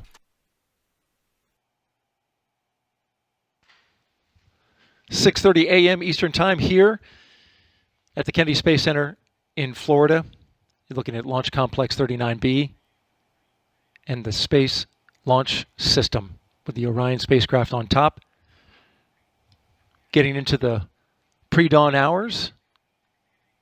It's a beautiful picture out there. We are in the midst of cryotanking the world's most powerful rocket with the largest ever built propellant tank. The team got started and got the go from Charlie Blackwell Thompson at 1:14 a.m. Eastern Time. The team working diligently to get nearly 750,000 gallons of super chilled propellant flowed into the rocket. You're looking underneath the core stage now at the 4 RS-25s, where currently engineers are trying to troubleshoot an engine bleed issue. Those 4 RS-25s that you see right there need to be conditioned for launch with a flow of liquid hydrogen and liquid oxygen. On the liquid hydrogen side, having a little bit of an issue. Engine number 3, which is behind the engine on the right-hand side, isn't quite getting the engine bleed flow that it needs to, and that's indicated by the temperature readings that they're getting off of that engine. At the top of the rocket, you can see liquid oxygen venting from the top of the spacecraft, both from the core stage and from the ICPS. Those tanks, the core stage, we'll start with that one, is at 100% and is in replenish. And the upper stage, the ICPS, liquid oxygen, is nearly full. Currently still being filled.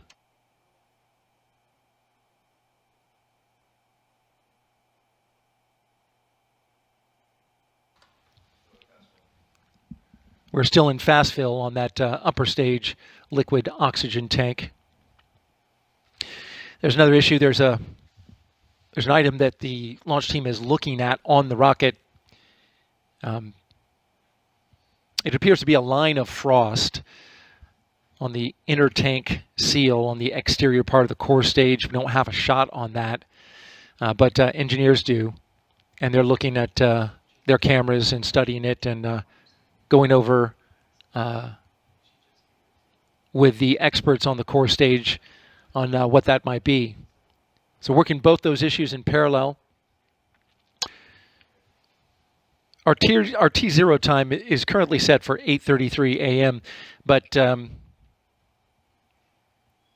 it's largely anticipated that that's going to be slipping.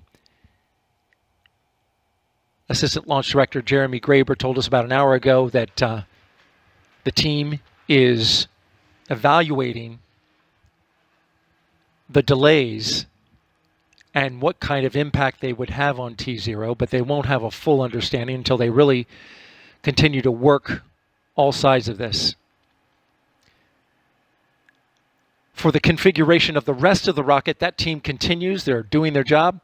There's 91 engineers here inside Firing Room 1 at the Launch Control Center.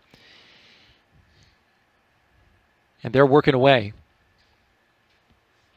But the big job is the cryoloading and getting these tanks ready to propel the Space Launch System off the launch pad. And it's a complex process.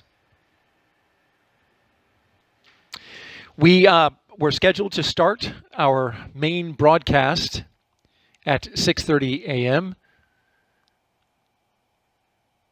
It's a big broadcast that we have planned for our moon rocket, and we're eager to share it with you, but because of the issues that we're working that I just mentioned, we're going to stay with operational commentary for the time being. So we'll keep you updated on the engine bleed, as well as the abnormal frost buildup on the core stage tank. I shouldn't say abnormal. It could be normal, but they're evaluating it. A line of frost on the inner stage flange. We'll keep you updated. This is Artemis Launch Control. T-minus 1 hour, 23 minutes and counting. Beautiful shot right there of Launch Complex 39B with the SLS on the pad. Want to point your attention to a couple of things that you see there on your screen. First of all, we got a beautiful sunrise coming up at 6:59 a.m. Eastern Time. You see it the 2/3 up the way of the rocket there, in the butterscotch colored portion, the vapor trail that's coming off the rocket. That's liquid oxygen venting. Down at the bottom of the rocket, venting liquid oxygen there as well. They're currently trying to troubleshoot an engine bleed.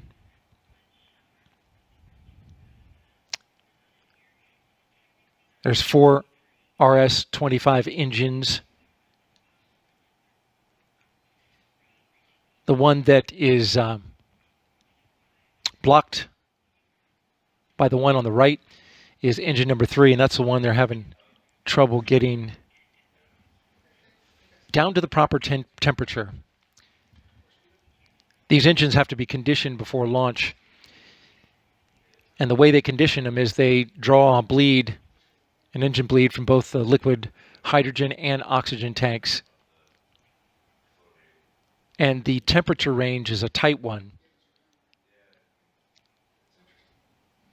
They recently reopened the vent bleed valve after closing it. They've done this twice. Just listening to the team and learning that that did not resolve the issue. You see the flare stack to the far left of your picture there. That is hydrogen gas burning off. That's normal. That is you've got on the liquid oxygen side, you have the vent at the top of the rocket, but for the venting of the hydrogen, you have a flare stack. Hydrogen, obviously, a lot more concerning to have that build up in places. You can't just release that into the atmosphere, and so they burn it. It has that color orange, not because that's the color of hydrogen. Hydrogen, when it burns, is actually colorless, but it's the impurities in the system that give it that orange flame. That's a beautiful shot as well. Currently working these issues. We're going to let you know what happens. It's a very active time with the team. We have a big launch broadcast planned for you. We're currently putting that on hold for the moment, letting the team work. We'll continue with operational commentary for the moment. This is Artemis Launch Control. Artemis Launch Control with an update now. The launch director just signed off on another troubleshooting plan to get the engine bleed and engine number 3 going. So they pressurized the tank, bled all 4 engines, and engine number 3, which is behind the one on the right that you see on your picture there, is not getting the proper engine bleed in order to condition it for launch. And they want to see that they can get this in that temperature range as an important test before continuing. And the latest plan is to close the pre-valves on engines 1, 2, and 4 and let the tank vent through the 3rd engine. And so the pressure to the tank is coming down now. They're venting everything through 3, trying to get that bleed valve going.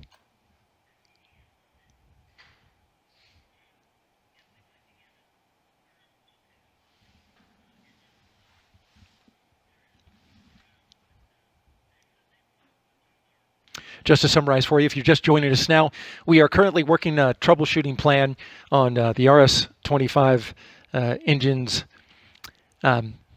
with regards to an engine bleed, which is a requirement before the rocket can launch. This is on the core stage liquid hydrogen side. At 1:14 a.m. Eastern Time, Launch Director Charlie Blackwell Thompson gave the go for tanking. Both core stage tanks, liquid oxygen and hydrogen, were filled. Upper stage nearly filled. This coming after a roughly 45-minute weather delay. Once the tanking for the core stage was finished, they started venting the hydrogen side on the engines and discovered that engine number 3 wasn't at the right spec that it needed to be. And so currently they're going through a number of troubleshooting plans. And we're paying attention closely to that process.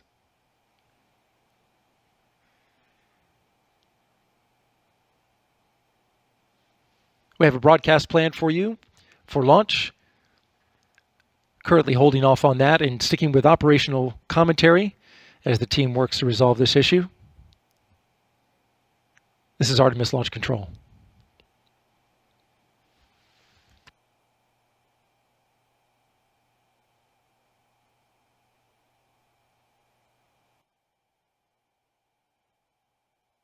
The team's now opening the pre-valves on the 3 engines that they closed, lowering the pressure in the tank. Again, the valves on the 3 engines that were closed, they are now opening them up. They didn't see the bleed that they were looking for on engine number 3.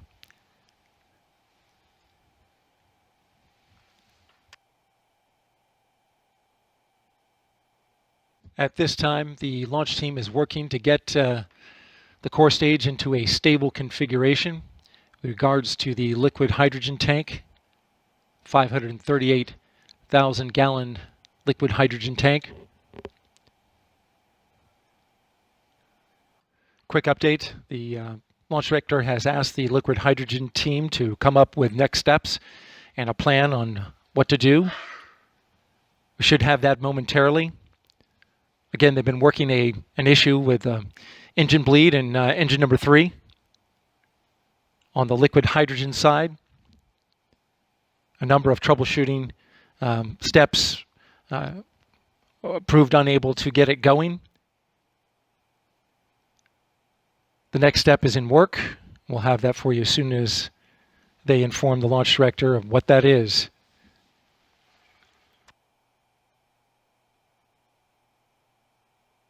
Meanwhile, the rest of the launch team continues to work forward and press forward with configuring this vehicle.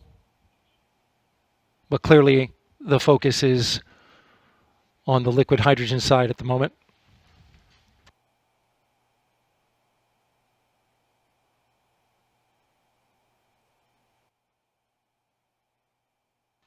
This is Artemis Launch Control. As you look underneath the the core stage of the 4 RS-25 engines. If you're just joining us, we have put our regular launch broadcast on hold as the launch team works an issue with a liquid hydrogen engine bleed. We want to stay with our operational commentary for the moment. To recap, we had a weather delay at the top of the tanking today, roughly about 45 minutes. After that, launch director gave the go for tanking at 1:14 a.m. Eastern Time.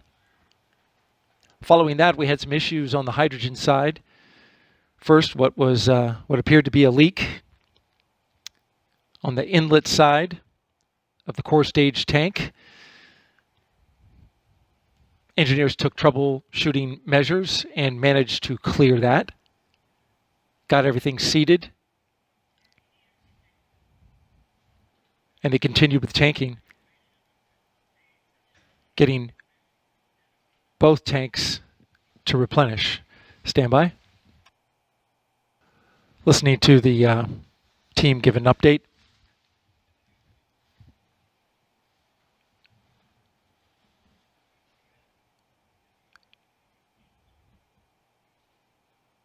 After the engine leak was, the hydrogen leak was resolved, the team ran the engine bleed on the hydrogen side to get those engines conditioned for launch. And then they ran into another issue. There are 4 RS-25 engines at the bottom of the core stage. All 4 of them bleed out liquid hydrogen when the launch team commands it, as well as liquid oxygen. And that conditions the main propulsion system, along with all the plumbing inside, and gets it ready for launch. Stand by.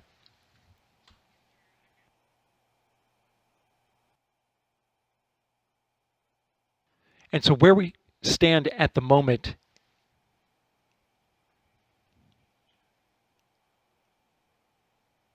is the hydrogen team is working on a troubleshooting plan.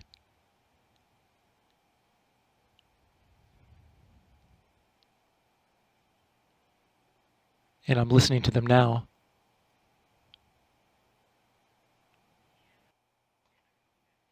Hydrogen team discussing the situation with the launch director at this very moment. Stand by.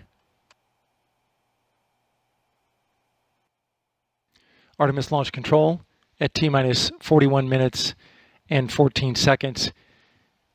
The countdown clock is slated to hold at T-minus 40 minutes and counting. Again, the clock is going to hold at T-minus 40 minutes, so just 60 seconds from now, you'll see that clock stop. And at that time, the hydrogen team is going to discuss their plan with the launch director. They're still working on it. They're asking for 10 minutes. And then they will brief the launch director Charlie Blackwell Thompson.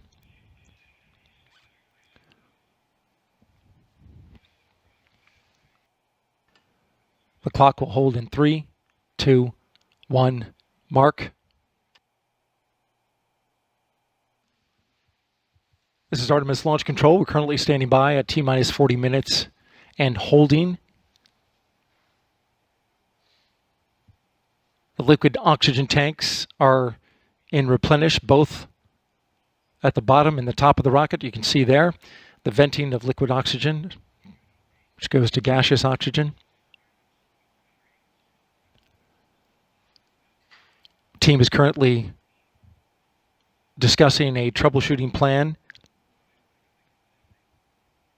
as we sit in the hold.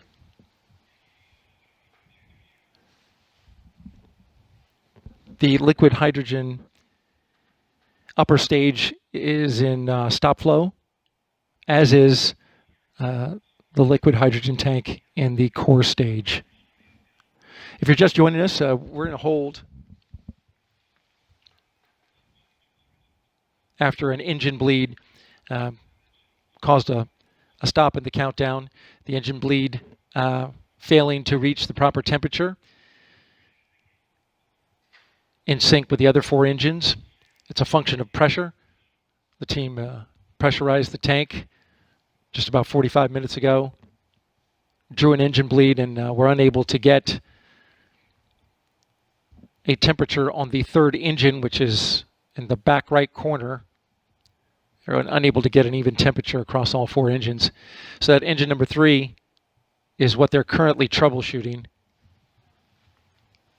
Engineers are asking for a little more time to get back with the launch director on a go-forward plan, and we're standing by for that.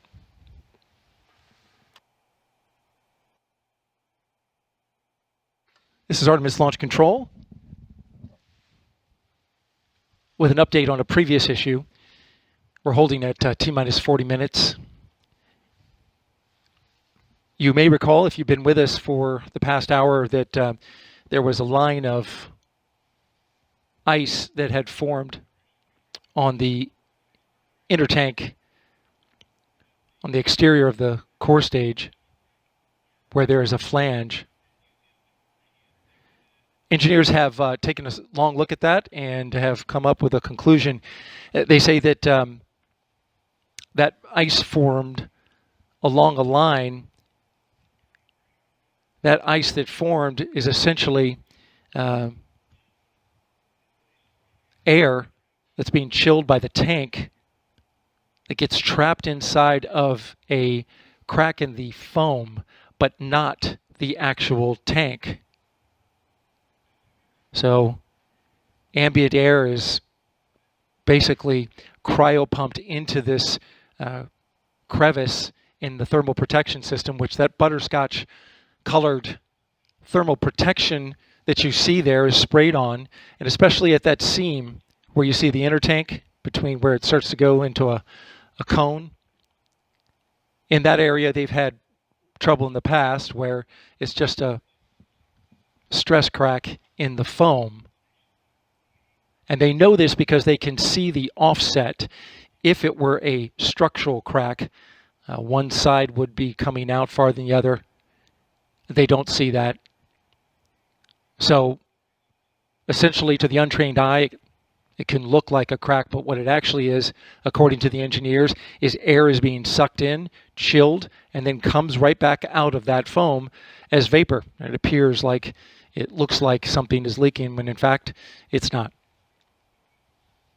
And they have a history of this going back to the space shuttle era, which had an external tank with super chilled propellants in it. They call it cryopumping. Air gets in the void because of the cold temps, gets super chilled, and then vents out.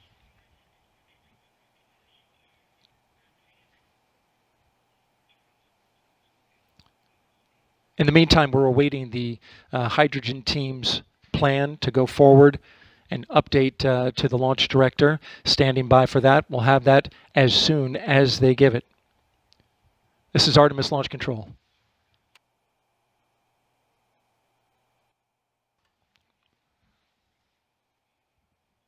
This is Artemis Launch Control. We are currently in an unplanned hold at T-minus 40 minutes for the launch of Artemis One from Launch Complex 39B at the Kennedy Space Center in Florida. We are awaiting an update from the launch director after she consults with the cryo team on the hydrogen side. They have an issue with one of the 4 engines in the core stage. She's awaiting a troubleshooting plan and a way forward. Engineers are currently discussing that plan at this very moment.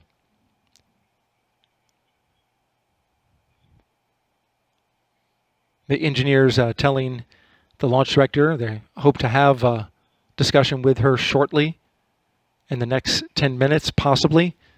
We're standing by for that. Artemis Launch Control.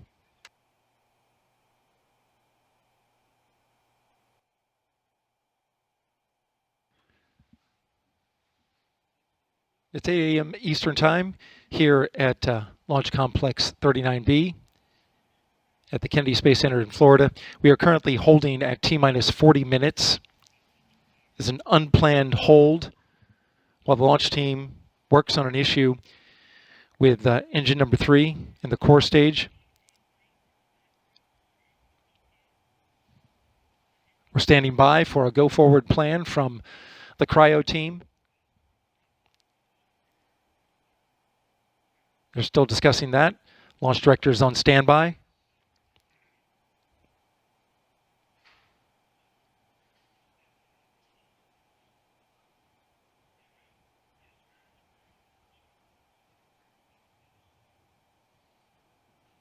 We began tanking at 1:14 a.m. Eastern Time. Launch team getting both of the core stage tanks to 100%. Began tanking the upper stage. Once they started an engine bleed, they found that one of the engines didn't get the high accuracy temperature that they were looking for, and that is a constraint to launch. This is something they wanted to test during wet dress 4 but were unable to because they had a leak develop in the quick disconnect line that carries the engine bleed off of the engines and out to a flare stack. So this was the first opportunity for this team to see this live in action. It's a particularly tricky issue even going in to get that temperature dialed in according to engineers. And so we are standing by, listening to the launch team, the launch director consulting with some of the members on our team. Still waiting for the cryo team to report out. We'll have that as soon as it's ready. This is Artemis Launch Control. This is Artemis Launch Control at T-minus 40 minutes and holding. I just spoke with Launch Director Charlie Blackwell Thompson, who said that her team is still working on a troubleshooting plan for engine number 3 that had the issue with the engine bleed. She's still waiting for more information about that. Engineers are still discussing it and going over some modeling and data. And once they have that ready, they're going to come back to her and have a discussion. And so she says that she's awaiting that. And we are standing by. Again, at T-minus 40 minutes. We'll have more information when we get it. This is Artemis Launch Control with an update. Launch Director Charlie Blackwell Thompson has called a scrub for today.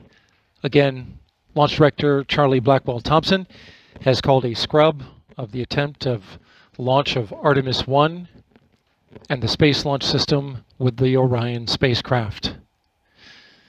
The issue that came up was an engine bleed that couldn't be remedied, but the rocket is currently in a stable configuration. It was mostly tanked, but not completely tanked. Engineers are now working on a plan to continue gathering data about this particular engine and the bleed that didn't work out. The rocket, the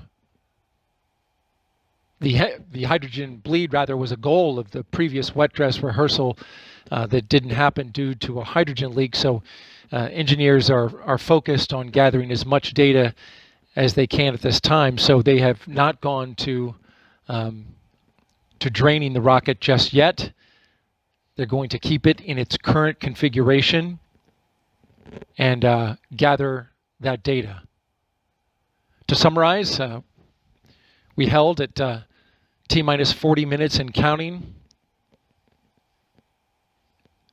after the team was unable to get past engine bleed that didn't show the right temperature once they got into the engine bleed test. And ultimately, the launch director has called a scrub for the day. The earliest opportunity, depending on what happens with this engine bleed, would be September 2nd. That is available to the launch team. However, we will await a determination of what the plan is to go forward to remedy the engine bleed and then go from there. Again, an availability to launch, the next availability to launch is 12:48 p.m. Eastern Time on Friday, September 2nd. But we must wait to see what shakes out from their test data that they're currently gathering now and the decision that's made by the launch team about where to go from here. We appreciate you watching NASA TV and our coverage of the Artemis One launch attempt. This is Derrol Nail with NASA Communications signing off from the Kennedy Space Center in Florida. Thank you.